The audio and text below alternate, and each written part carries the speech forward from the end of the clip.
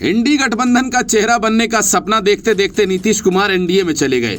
ममता बनर्जी ने महीनों इस गठबंधन का नेतृत्व हासिल करने के लिए पसीना बहाया। इसके लिए ममता बनर्जी ने लालू यादव से लेकर अखिलेश यादव और शरद पवार से लेकर केजरीवाल तक के समर्थन का जुगाड़ किया, लेकिन कांग्रेस ने ममता बनर्जी को कोई महत्व नहीं दिया। नतीजा यह हुआ कि टीएमसी और कांग्रेस दोनों में अब आर पार की जंग छिड़ गई है।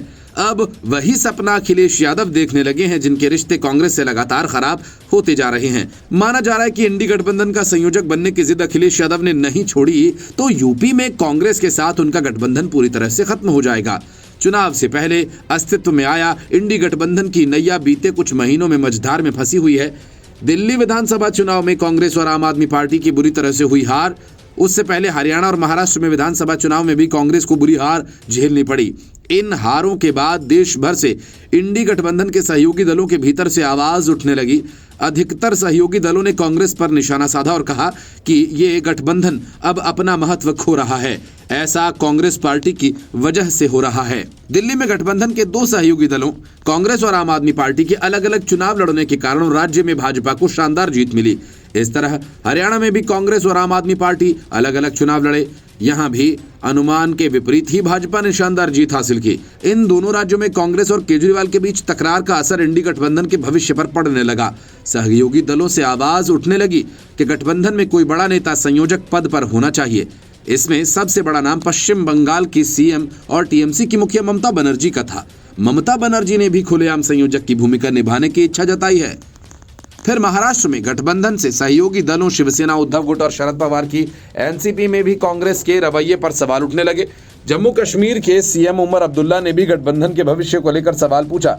दिल्ली चुनाव के दौरान आप नेता अरविंद केजरीवाल ने तो इंडी गठबंधन से ही कांग्रेस को बाहर करने की मांग तक कर डाली।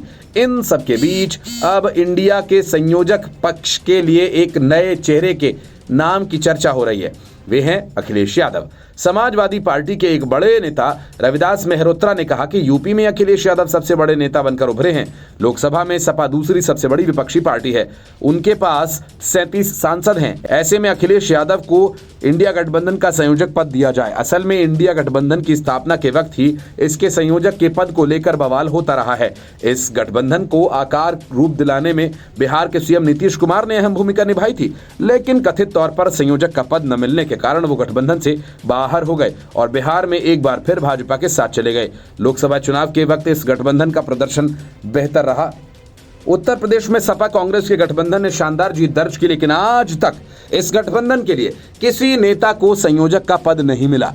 गठबंधन के भीतर क्षेत्रीय पार्टियां अब वर्चस्व चाहती हैं। ममता बनर्जी और अरविंद केजरीवाल जैसे अपने अपने राज्यों में कांग्रेस के साथ सहज नहीं। ऐसे में अब संयोजक पद के लिए अखिलेश यादव की चर्चा हो ही रही है। इस साल बिहार में विधानसभा चुनाव है। राजद और कांग्रेस चुनाव मैदान में उतर सकती है, लेकिन बीते लोकसभा चुनाव में सीटों के बंटवारे को लेकर जिस तरह से राजद और कांग्रेस में खींचतान चल रही थी, उसको देखते हुए राह आसान नहीं रहने वाली है।